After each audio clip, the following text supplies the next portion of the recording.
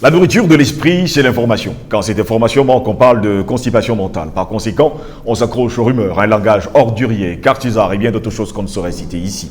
Madame, messieurs, bonjour. Très heureux de vous retrouver sur Panafricanist TV, la chaîne de télévision des panafricanistes. Au cours de cette autre émission, nous allons continuer à nous interroger. D'ailleurs, la question de ce matin, Mali, bannissement de RFI et France 24, que vaut l'indignation de Paris? Nous nous interrogeons seulement. Il faut préciser par ailleurs, mesdames, messieurs, que l'Organisation des Nations Unies, l'ONU, s'est dite profondément consternée par la suspension définitive de RFI et France 24 par l'autorité de transition du côté du Mali. Elle demande aujourd'hui aux autorités maliennes d'annuler cette interdiction et s'inquiète devant ces actions qui limitent la liberté de la presse et la liberté d'expression. En tout cas, ce sont, on va le dire ainsi, les propos du secrétaire général des Nations Unies. Radio France Internationale et France 24, qui font partie d'ailleurs du groupe France Média, Monde ne diffuse plus au Mali depuis le 17 mars 2022. Cette suspension est devenue définitive le 27 avril dernier sur décision de la haute autorité de la communication du Mali. Vendredi dernier, 29 avril, l'ONU a également réagi, comme c'est le cas de Paris, de cette décision, disant, bien sûr, qu'ils sont profondément consternés. Voilà pourquoi nous nous interrogeons encore aujourd'hui. Mali, bannissement de RFI et France 24, que vaut l'indignation de Paris? Pour nous accompagner, Albert Anatole Aïssi, les journalistes et surtout directeur de publication du journal Le Cactus. Albert Anatole Aïssi, bonjour, bienvenue à vous. Bonjour à vous, Steve Gelongos. Je salue les nombreux téléspectateurs de Panafricanist TV. Je dis bonjour aux panafricanistes authentiques. Je salue également les infiltrés parce que vous savez que désormais, Paris et les autres ont créé des faux panafricains, de faux panafricanistes pour infiltrer notre combat. Je leur souhaite la bienvenue, n'est-ce pas, dans la confusion.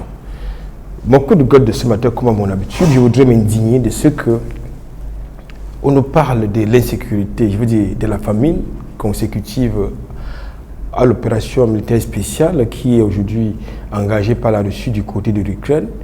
Je voudrais m'indigner de ce que l'Afrique, une fois de plus, se retrouve à la traîne, alors que sur le continent africain, nous avons au minimum 40% des terres arabes qui peuvent mettre justement le continent africain à l'abri justement de ce que j'appelle l'extraversion alimentaire.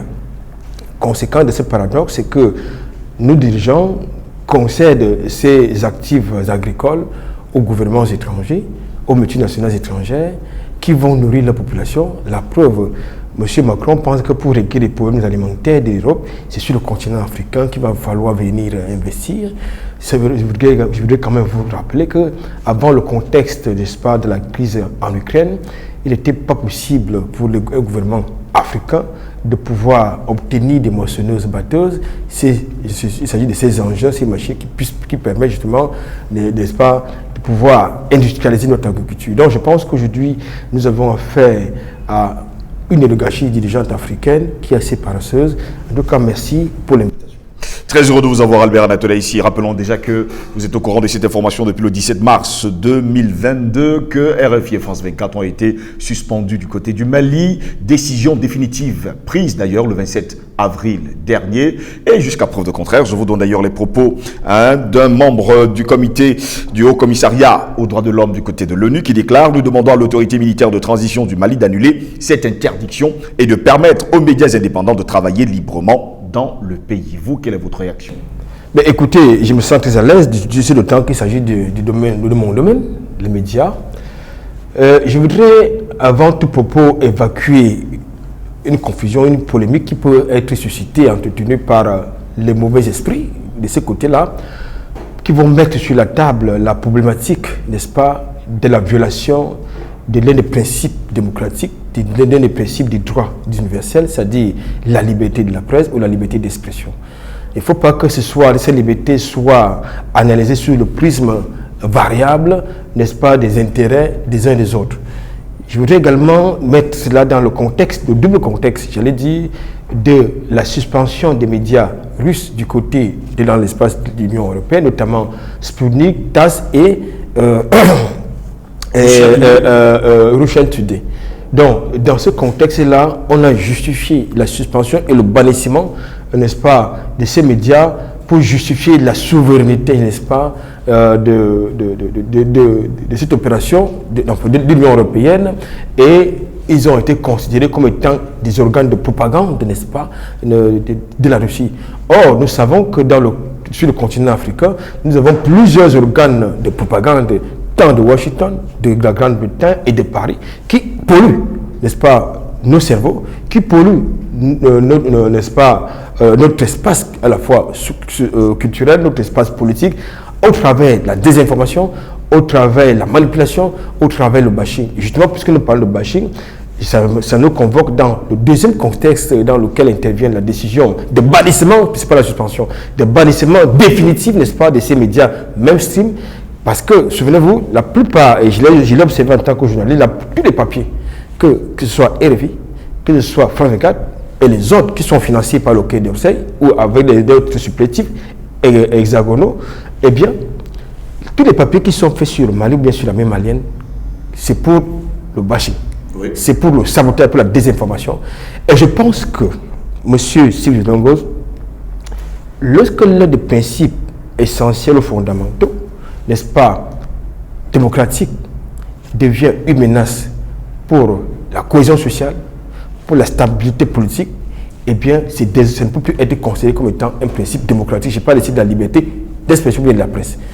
Dès lors, je pense que, n'est-ce pas, la présence de RFI sur le continent africain d'une manière générale, la présence de RFI de France 24 au regard de son traitement, n'est-ce pas, du traitement de l'information qui concerne ce pays-là, devient une menace.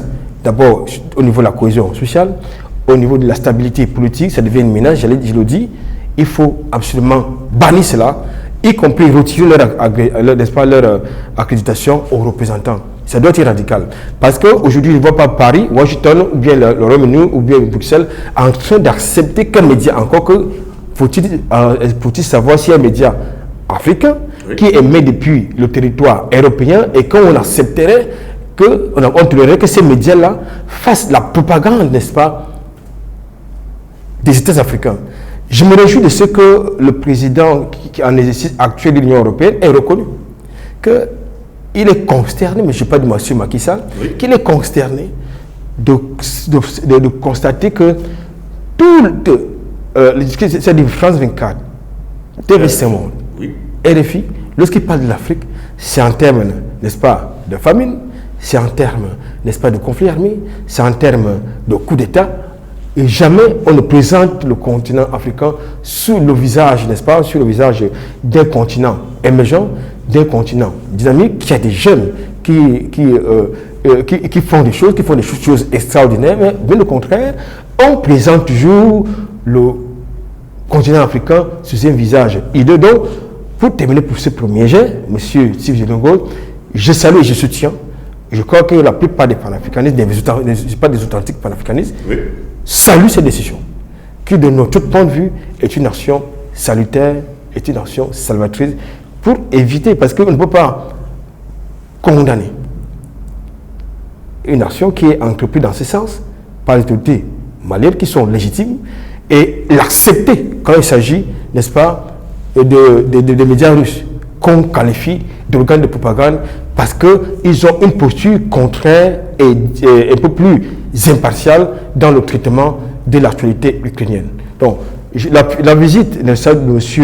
Antonio Guterres sur le continent africain, dans ce contexte actuellement, au moment où nous tournons cette émission, conforte mon propos, parce qu'il faut absolument que, comme d'habitude, le continent africain devienne comme les caravanes, n'est-ce pas, des cow-boys, c'est-à-dire que le continent africain demeure cette rente géopolitique des Occidentaux lorsqu'ils vont commettre les crimes que nous connaissons. Donc je pense qu'aujourd'hui, la posture du Mali est à saluer, parce qu'elle ouvre la voie. Elle ouvre la voie vers un nouveau modèle médiatique, vers un nouveau modèle politique.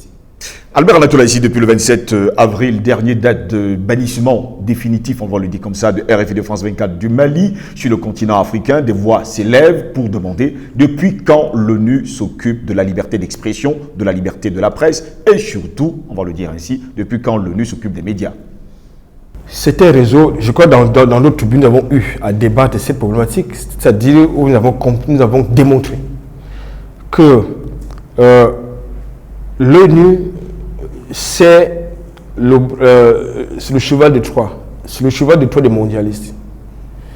Vous avez de tout temps constaté sur le continent africain le rôle néfaste de l'ONU. Je voudrais quand même vous rappeler des événements historiques qui ont eu cours sur le continent africain, qui ont souvent impliqué certains organismes de l'ONU. Oui. Et nous constatons que l'ONU n'a jamais réglé aucun problème sur le continent africain, ni dans le cadre humanitaire, ni dans le cadre des missions de maintien de la paix. Jamais. Il est possible que j'ai peut-être que ma mémoire me trompe, mais de mémoire de journaliste, je n'ai pas souvenir d'un conflit qui a été réglé par l'ONU. Bien au contraire, j'ai vu justement l'ONU s'appuyer sur des mandats supposés légaux pour aller déstabiliser les États, oui, pour aller créer des famines. Je prends le cas de la Libye, qui a été démantelée, qui a été bombardée, où il y a eu des milliers de morts. Et aujourd'hui, la démocratie qui a été blanchie, n'est-ce pas, aux Libyens, est tout sauf une démocratie. Nous avons affaire à un pays qui est désormais en ruine, avec une élite politique divisée, avec des groupes terroristes, avec des blancs armés qui font la loi, qui disent la loi. Et ils ont quand même le courage d'avoir, d'un côté, de tenir un narratif forcément révoltant, où vous avez d'un côté un Premier ministre qui est reconnu par la communauté internationale, vous avez de l'autre côté un Premier ministre qui n'est pas du tout reconnu par... Donc en fait, c'est l'ONU, ce sont les organisations internationales qui donnent désormais la légitimité justement aux dirigeants et non les classes populaires, c'est-à-dire les électeurs. Vous constatez donc que nous sommes affaire à des usurpateurs, à des imposteurs, à des manipulateurs, justement, forcément à des criminels. Il y en a qui estiment souvent que les panafricanistes ils s'exagèrent, ils sont très durs, ils sont très rancuniers, ils se comportent comme des sauvages. Mais les faits sont là. Les faits sont là. Vous avez des milliers de morts qui sont tués. Vous avez des milliers de personnes qui sont tuées chaque année du fait, justement, de l'ONU, ou du moins de certains membres de l'ONU. J'ai convoqué tout à l'heure le cas de la Libye. Vous avez le cas du Mali, où vous avez une armée d'occupation constituée des mercenaires qui tuent, violent les civils sans que l'ONU puisse condamner cela. Est-ce que l'ONU est devenu aujourd'hui le défenseur des médias ou alors le défenseur de la liberté d'expression? Non, je pense que l'ONU, théoriquement, défend les droits et les libertés. Je n'ai pas dit bien théoriquement. Mais entre le narratif et les actes, vous voyez qu'il y a un fossé. Oui. Un fossé qui est alimenté par la perfidie, un fossé qui est alimenté par le mensonge, un fossé qui est alimenté par la manipulation. Je voudrais vous plonger pour illustrer mon propos dans le contexte ukrainien. Vous allez constater le traitement de cette actualité-là par les médias qui ne sont pas des organes de propagande, qui sont considérés comme n'étant pas des organes de propagande. Vous constatez que vous avez affaire à tout, sauf à des médias ou à des journalistes, des analystes objectifs, mais à des mercenaires. Un journaliste, c'est quelqu'un qui a vocation à être impartial et objectif. Un média est un instrument qui a vocation à ne pas être partial, à être objectif. Mais regardez le traitement de l'acte qui est fait par ces instruments de propagande occidentaux et européens de l'OTAN, oui, par ces médias-là, par ces hommes-là. Vous avez donc d'un côté le gentil qui s'appelle Zelensky, donc l'Ukraine qui est la victime.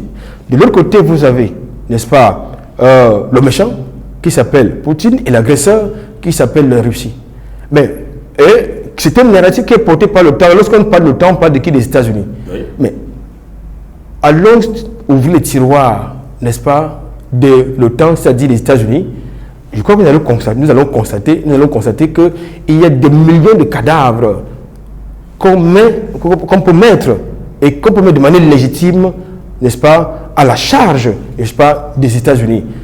En Syrie, en Afghanistan, en Tchécoslovaquie, en Libye. Je pense que la liste est loin d'être exhaustive. Donc aujourd'hui, lorsque vous avez dans les médias, pardon, on n'en parle pas dans les médias occidentaux. Non, je vous dis qu'ils ont, c'est-à-dire, ils ont les papiers qui sont conçus dans les laboratoires, ils ont les présentateurs qui viennent lire justement ces papiers-là, et ils ont des consultants qui sont payés pour accompagner ces narratifs-là. souvenez-vous dans le contexte du Covid-19, Oui. ce sont des médias, ce sont des hommes politiques qui se sont substitués en spécialistes de santé, en scientifiques, pour porter le débat scientifique et pour donner une information qui était psychotique, c'est-à-dire susciter la peur. Et la plupart des véritables scientifiques qui avaient un narratif contraire et objectif ont été envoyés dans les asiles psychiatriques. C'est le même schéma dans la crise ukrainienne, c'est le même schéma lorsqu'il s'agit justement du Mali. C'est-à-dire qu'on refuse aux Maliens de condamner ce que l'Union européenne a fait des médias russes, c'est-à-dire la désinformation, c'est-à-dire le non-respect de la souveraineté d'un État qui s'appelle le Mali. Pourquoi? Parce que vous avez là des médias mercenaires qui sont en train de désinformer, de manipuler, d'instrumentaliser l'opinion publique, d'instrumentaliser l'opinion publique internationale, de désinformer les Maliens. Pourquoi? Parce qu'il faut absolument déstabiliser.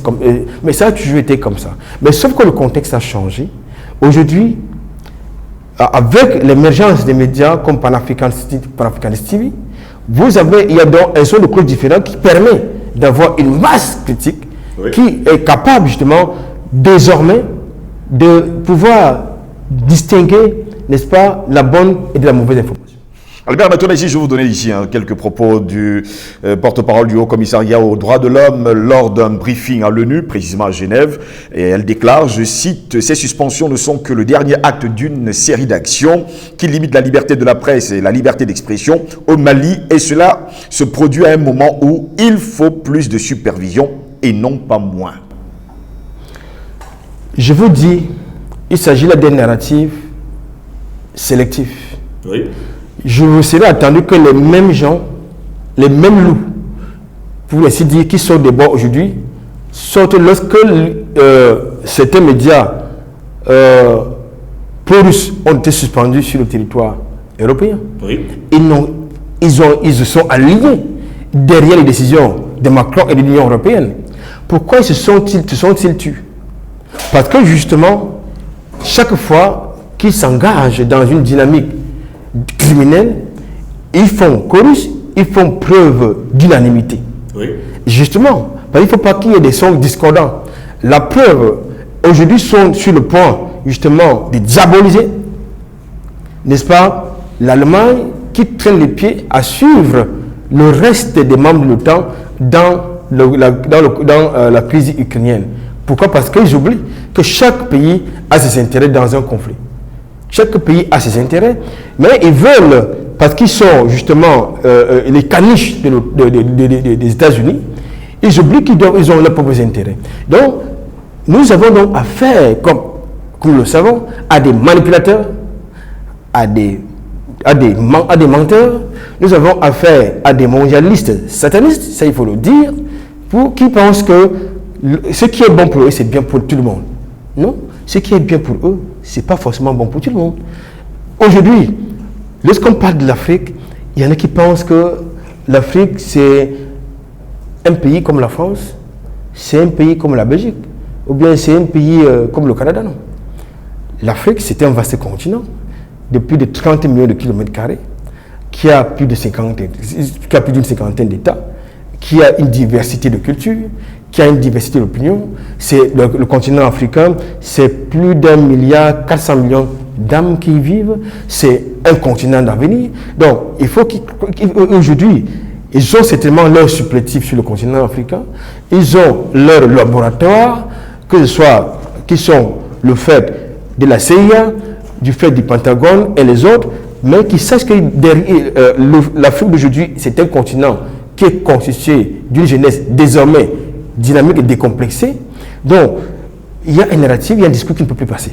La preuve, ils choisissent la corruption, n'est-ce pas, de certaines élites, je parle de certains membres de la société civile, à travers leur chancellerie.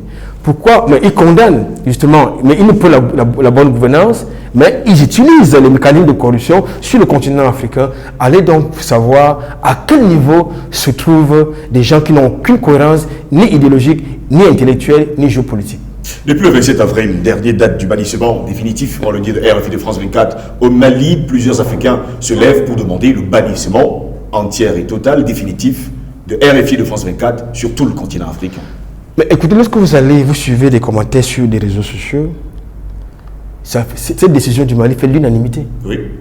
Cette décision du Mali fait l'unanimité.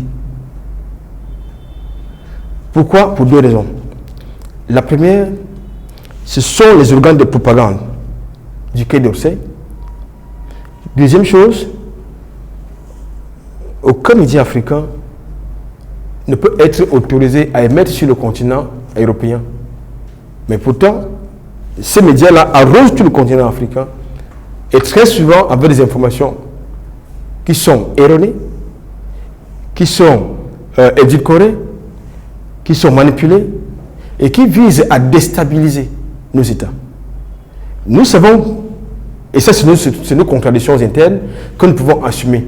Parce qu'aujourd'hui, je suis scandalisé, c'est une parenthèse, je suis scandalisé lorsque j'entends quelqu'un qui de